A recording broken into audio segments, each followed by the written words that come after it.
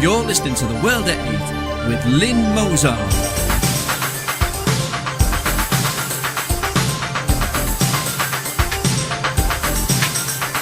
The World at 8, the number one in nationalist news. Highlights of the news today, Friday, the 7th of March 2014. Minister staff in spotlight after Tory James Brockenshire says wealthy elites' demand for cheap labour fuelling immigration. Bank of England suspends worker in probe into foreign exchange rate fixing by traders. Algerian refugee sexually assaulted 8-year-old girl buying present for her mother. Borders around Ceuta and Melilla can to be strengthened as EU says it's concerned over country's response to immigrants. France, the rich flee Paris, frightened by Hollande's taxes. Nick Griffin MEP, today on Kiev and a corrupt police force.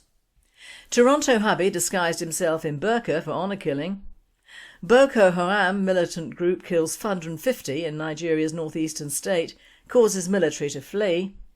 UN says west of Central African Republic cleansed of Muslims. Somalia's al-shabab defeated in Rabduri town. Thought for the day, silence means assent. And finally, an ode to signwriters. UK News. Minister staff in spotlight after Tory James Brockenshire says wealthy elites' demand for cheap labour fuelling immigration. David Cameron and Nick Clegg have brushed off questions about their employment of foreign nannies after a Tory immigration minister suggested the wealthy metropolitan elite had been fuelling high immigration by demanding cheap labour. Downing Street suggested the nationality of Cameron's domestic staff was not relevant after James Brockenshire, a new Home Office minister, gave a speech arguing that well-off families and big business are the main beneficiaries of cheap tradesmen and other domestic labour. In his speech, Brockenshire said immigration was too high and suggested those who employ foreign labour have done well out of the situation for too long. Attention was turned to whether this argument implies people, including government ministers, are wrong to employ people from abroad. Cameron has employed Nepalese and Australian nannies to look after his children. Asked whether he still employs domestic staff from overseas, the Prime Minister's official spokesperson said, "I'm going to keep talking about government policy." Brockenshire's speech infuriated companies, with the Institute of Directors saying it was feeble and pathetic to use such divisive language. It has also caused coalition tensions, with Vince Cable, the business secretary, due to give a speech on Thursday night warning that those who want to bear down on immigration risk depriving the UK of valuable skills. World at 8. Valuable skills don't include looking after children. These people don't have the proper trained nannies they used to have. They have some Eastern European slapper on the cheap. This is encouraging grotty services. It isn't only the rich. A working couple I know have a Polish cleaner and say they couldn't do without it. Bunk 'em. Many women work and have to raise children and clean houses themselves. It doesn't kill you. It is all diversity speak. Bank of England suspends worker in probe into foreign exchange rate fixing by traders. A Bank of England employee has been suspended over claims the regulator knew that traders were trying to rig currency exchange rates. The UK's central bank has launched an inquiry into how much officials knew about the alleged manipulation of markets by city traders. It announced that one member of staff had been suspended from their job pending further investigation. The decision comes after bank officials examined 15,000 emails, 40 hours of telephone conversations and 21,000 instant messages sent and received by its workers. Algerian sexually assaulted 8-year-old girl buying present for her mother. An Algerian asylum seeker who abducted and sexually assaulted an 8-year-old girl as she bought a secret gift for her mother at Madame Tussauds was jailed for 13 years.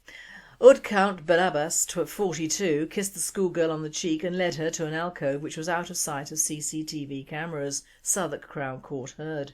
He pinned her in the corner and touched her through her t-shirt before a group of Venezuelan tourists disturbed him, leaving the distressed girl to run back to her mother, who was waiting in the coffee shop.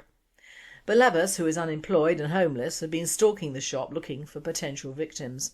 The victim asked her mother whether she could go into the gift shop and did not tell her why, because she wanted to keep the present a secret. Prosecutor Leslie Jones told the court that the girl is now too afraid to sleep alone and has lost confidence. World at 8. Well, they can't say that this little mite led him on, can they? Or that she was vulnerable.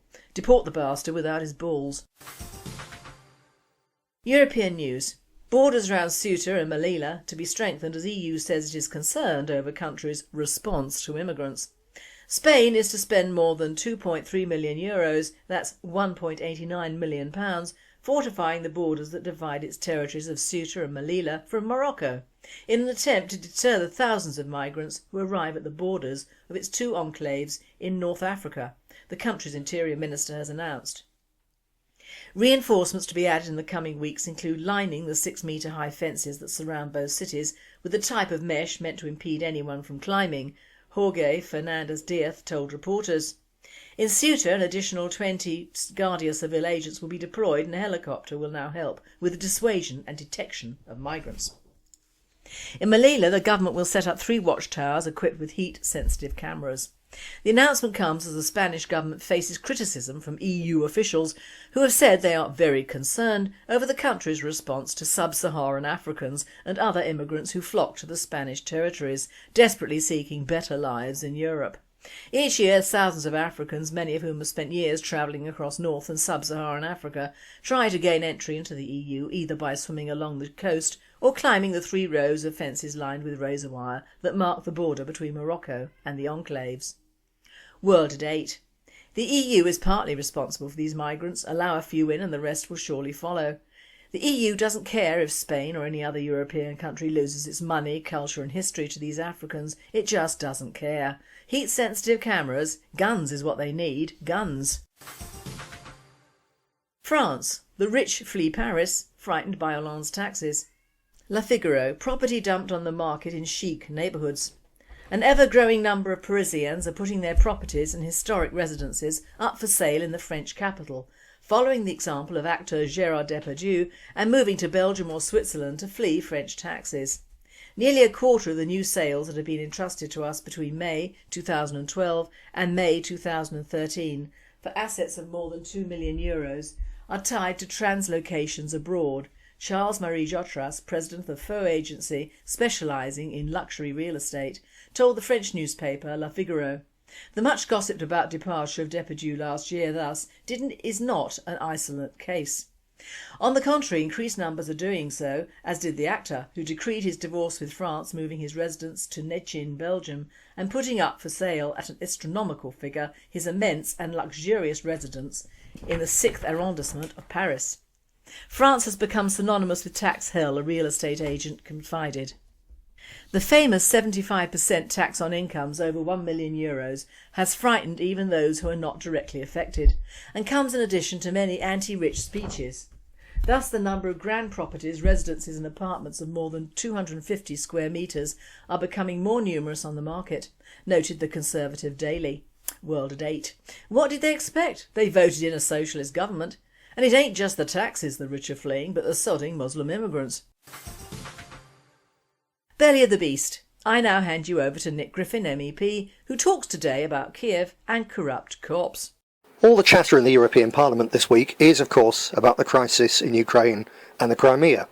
Having been heavily involved in the push to destabilise Ukraine, to impose a most appalling liberal fascist hybrid coup d'etat thing on the place, the people running the EU are now saying, oh, it's all very dangerous. Well, yes, it is dangerous, and they started it, because of course there are genuine nationalists in that revolution, but they are being used by the usual suspects.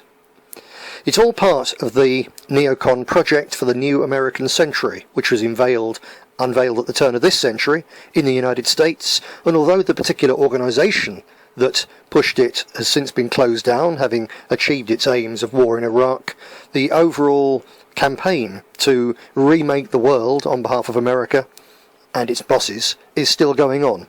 A crucial part of that campaign, of course, was to encircle Russia, and that's what this attack on Ukraine is all about. The Russians are very nervous about this, and rightly so.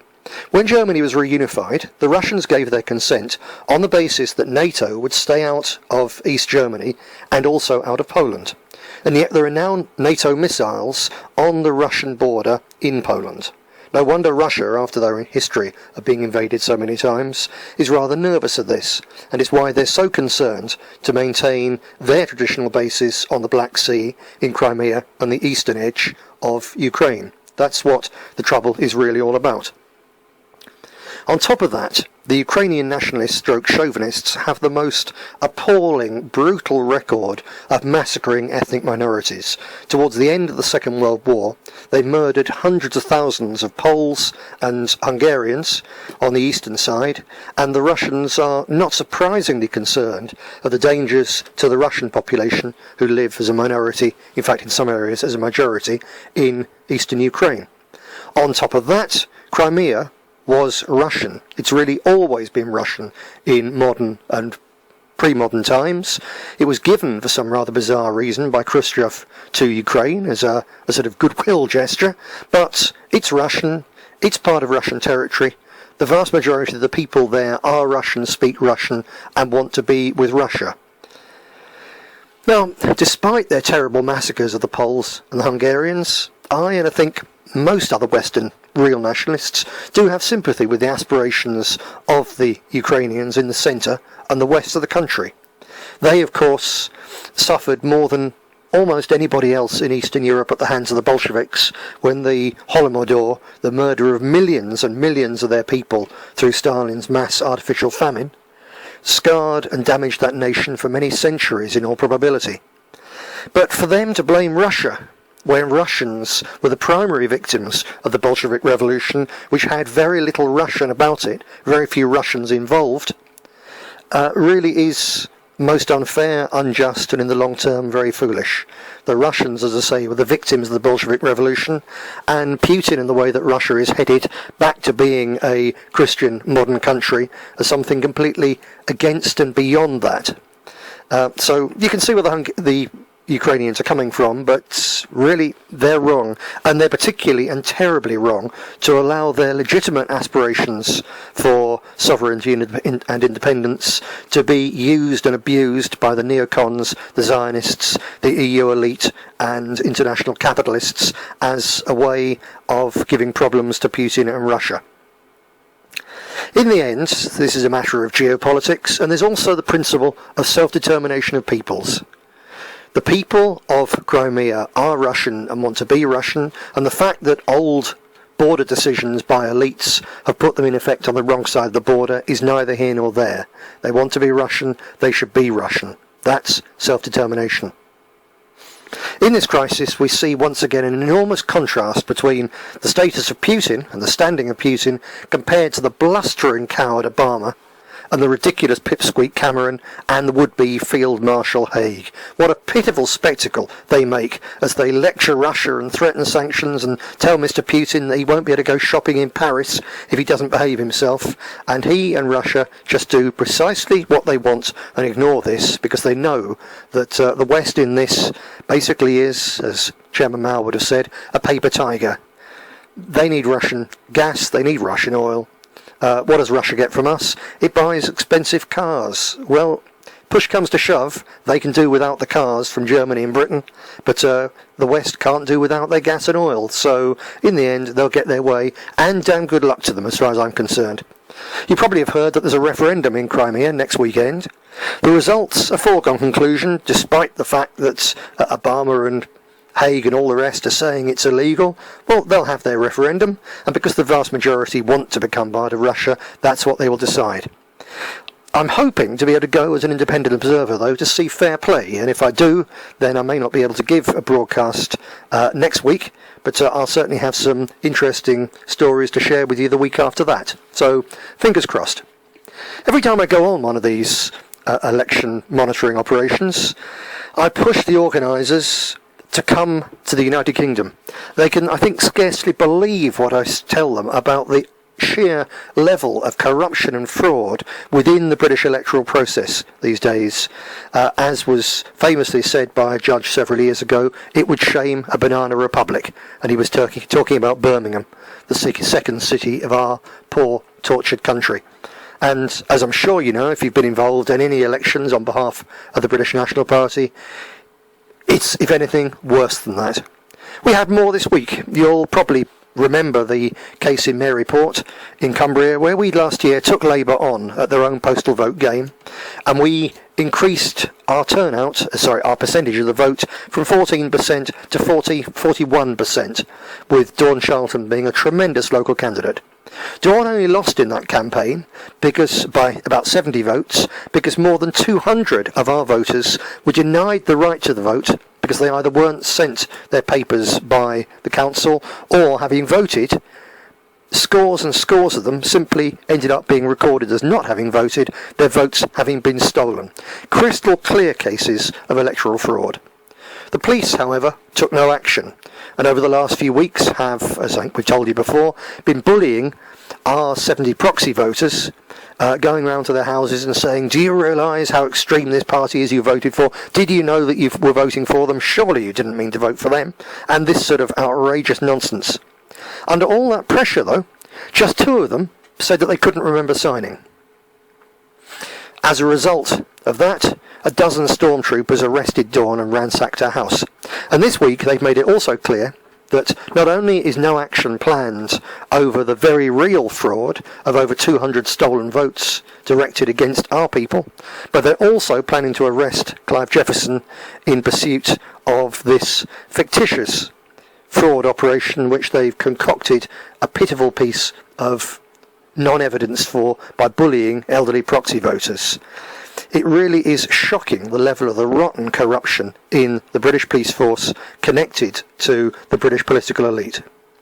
That, of course, has also been in the news this week, with a lot of stories about the London undercover officers having set out to smear the family of Stephen Lawrence. So we've had Baroness Lawrence again on the television. And yes, what those police did was wrong. Face the fact. You may not like, as I don't like, the way in which the Lawrence case, an individual tragedy, has been used to devastate colourblind policing in this country. You may be sickened by the contrast between the treatment of the Lawrence family, Baroness Lawrence, and of Charlene Downs' family, as I am. But what was done to that family by police squads was wrong. But that's only a little part of the story, and the really important part of the story of those undercover squads is the direct interference in democratic politics, including the infiltration and disruption of the British National Party over several decades. I was reading a book about this just the other day, and it emerges in that at the famous Battle of Welling outside the then BNP headquarters in southeast London, there were undercover police officers on both sides, including one inside the Welling bookshop, there to defend it, even though in fact he was a police officer. And of course he and his colleagues within the BNP were not there to defend, they were there actively to disrupt. It's been said by another one of these former police officers that once those people got into an organisation and started disrupting people, setting people against each other, the organisation was doomed. Well, they came and they clearly went. You know the kind of people they went off with all the fuss they caused a couple of years ago. I'm very glad we are to see the back of them. They came and they went, and we're still here. And as the emerging markets financial crisis gathers pace, as it's doing so, and as it's going to, and sweeps the West back into the next phase of the long crisis, the rise of radical nationalism that we're seeing in Greece will be followed elsewhere in Europe too, first of all across the south and then heading this way. I was in Rome last weekend speaking at a large meeting of Forza Nuova, our sister party in Italy, and there's some great pictures from that and a report coming out in the Next Freedom, which is off to the printers on Monday. So I'll leave that until you see it in the paper. But what I can tell you is that there was a fantastic spirit there, that there were nationalists from other countries, including Germany, where a change in the law means that they're now guaranteed at least one MEP, perhaps up to 3, in the elections coming up in May. And that whatever happens with nationalism, where sometimes we're pushed back for a bit by the sheer weight of the opposition thrown against us, the long-term trend is clear. Radical nationalism, of which the British National Party is a vital, integral part and highly respected as such all over Europe, radical nationalism is on the rise, and our time will come. Thank you, Nick. As usual, thought-provoking for the weekend. And all our best from World at 8 to the new grandson. World news. Toronto hubby disguised himself in burqa for honour killing. A Muslim man wore a traditional woman's burqa and female shoes before he strangled his estranged wife in the company of their toddler son. Abdul Malik Rustam admitted he donned the headdress which disguised his face and wedge shoes when he killed his wife, Shahir Bano Shadadi, after she asked for a divorce. Rustam, now 30, pleaded guilty on Valentine's Day to second-degree murder in the July 22, 2011 slaying. He will be sentenced Thursday by Justice John McMahon. World date. Wonder how his human rights will fare owing to his religious views. Will they go easy on him? Boko Haram militant group kills 150 in Nigeria's northeastern state, causes military to flee. The Islamist militant group Boko Haram has stepped up its attack efforts in Nigeria's northeastern state of Borno, reportedly killing 150 people over the weekend. A senator from Borno State said this week that the violence has become so unmanageable that soldiers flee with villagers when the militants arrive, as they are outnumbered and lack proper weapons to fight the militants. The intense violence took place over the weekend when Boko Haram militants swarmed 3 cities in the Borno state, killing a reported total of 150 from Friday to Sunday. Although Nigerian President Goodluck Jonathan has allowed the military extra power to curb the extremist group, recent reports indicate that Boko Haram's numbers have been too large for local military to sustain. UN says west of Central African Republic cleansed of Muslims.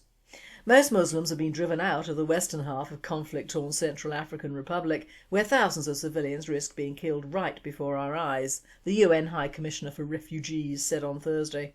The bleak warning came as the country's foreign minister pleaded with the UN Security Council to urgently approve a UN peacekeeping force to stop the killing. Widespread violence in the former French colony has claimed thousands of lives since Seleka, a coalition of mostly Muslim northern rebels, seized power a year ago. Attacks intensified in December when anti-Balaka militias, drawn from the majority Christian population, stepped up reprisals on Muslims.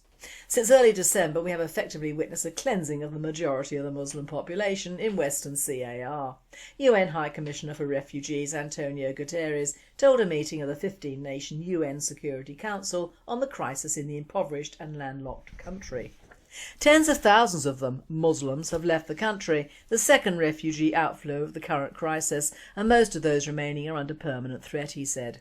The Council is considering a UN proposal for a nearly 12,000-man strong peacekeeping force to stop the country from sliding toward what a top UN rights official called ethnic religious cleansing.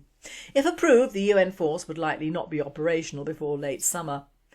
World at 8. Strange, isn't it, that ethnic religious cleansing only exists in the UN if it is against Muslims, while the almost unreported ethnic religious cleansings carried out by the Muslims is never mentioned or acted upon by the United Nations. Somalia's al-shabab defeated in Rabduri town. Ethiopian and Somali government forces have seized a key town in central Somalia from the Islamist militant group al-Shabab, officials say.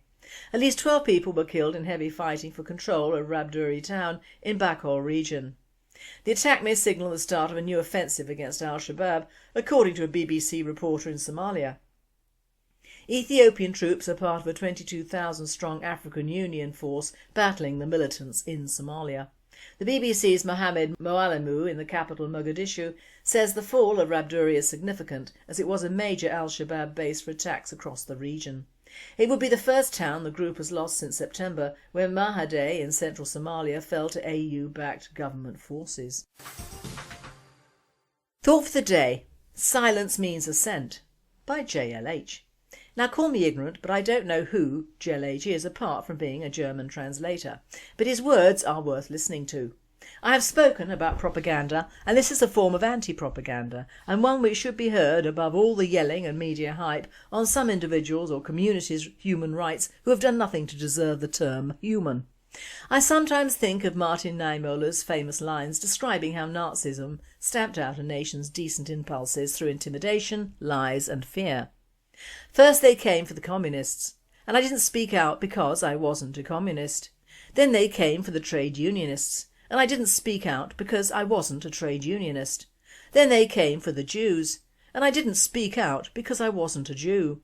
Then they came for me, and there was no one left to speak out for me. And I wonder how we should describe what has happened to us, how the best characteristics of a culture can be destroyed by the enemies within, who yearn to control and intimidate. And this is what I think. When they said we were warmongers, I said nothing, because I knew we had not been warmongers, and I thought everyone knew that. When they said we were racists, I said nothing, because I knew we were not racists, and thought everyone knew that. When they said we were Nazis, I said nothing and even smiled a little, because I knew we were not Nazis, and I thought everyone knew that. When they said we were selfish, I said nothing, because I knew we were the first truly generous nation in the history of the world, and I thought everyone knew that. And when they said that Constitution was outdated, I said nothing, because I knew that it was timeless and newer than all the morally bankrupt tyrannies that have risen up before and since, and I thought everyone knew that. And when I was done saying nothing, I found that I no longer had the freedom that had made me the luckiest citizen on the face of the earth. And no one knew or cared. A weekend thought should be given to the high-ranking army soldier who called for better manners in the officers' mess and the way the media handled it. He was right. There's nothing wrong with trying to hold on to standards. That word that went out with the British Standards Agency in the 80s. There are virtually no British or English standards now. Manners have gone, and with them all the organisational abilities that we used to as a nation possess.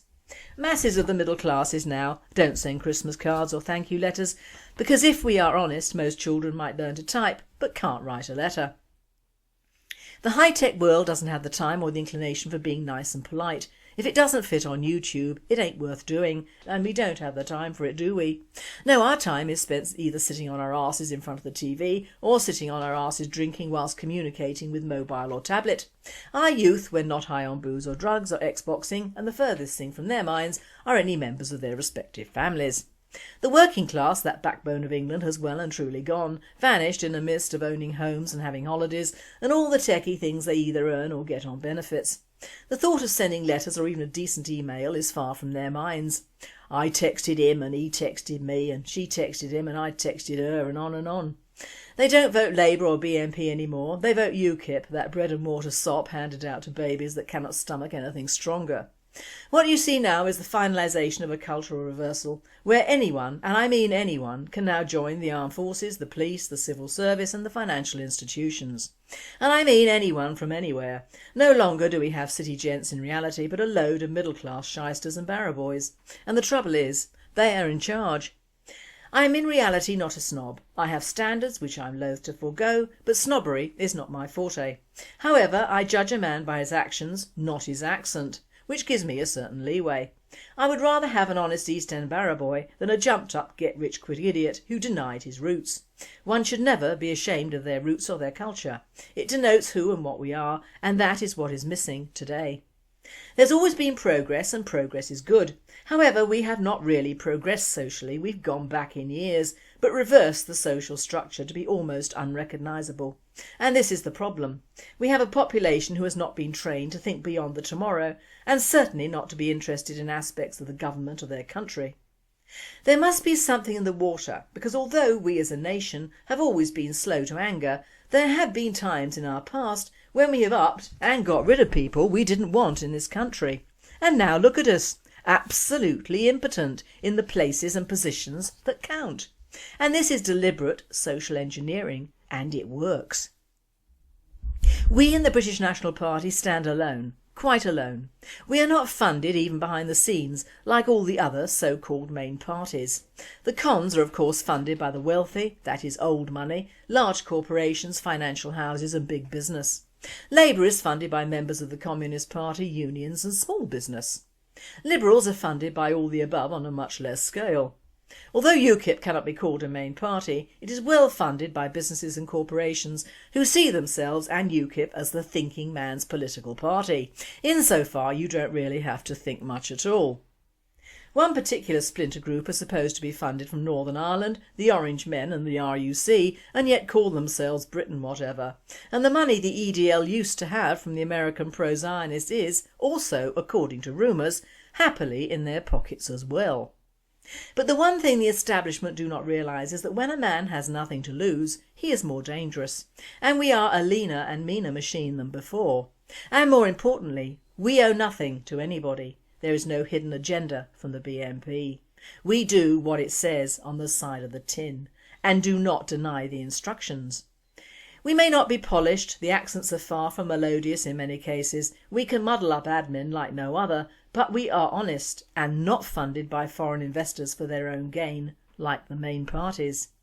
The British National Party is WYSIWYG. What you see is what you get. And finally, an ode to signwriters. Did I read that sign right? Toilet out of order, please use floor below. In a laundromat, automatic washing machines, please remove all your clothes when the light goes out. In a Memphis department store, bargain basement upstairs. In an office, would the person who took the stepladder yesterday please bring it back or further steps will be taken. In another office, after the coffee break, staff should empty the coffee pot and stand upside down on the draining board. Outside a second-hand shop, we exchange anything, bicycles, washing machines, etc. Why not bring your wife along and get a wonderful bargain? Notice in health food shop window, closed due to illness. Spotted in a safari park, elephants, please stay in your car. Seen during a conference. For anyone who has children and doesn't know it, there is a daycare on the first floor. Notice in a farmer's field. The farmer allows walkers to cross the field for free, but the bull charges. Messages on a leaflet. If you cannot read, this leaflet will tell you how to get lessons. On a repair shop door. We can repair anything. Please knock hard on the door. The bell doesn't work. A weekend laugh for all our listeners. You've been listening to The World at 8. I am Lynn Mozart, and I and the team at World at 8 and Radio Britain wish you all a very happy, safe and dry weekend.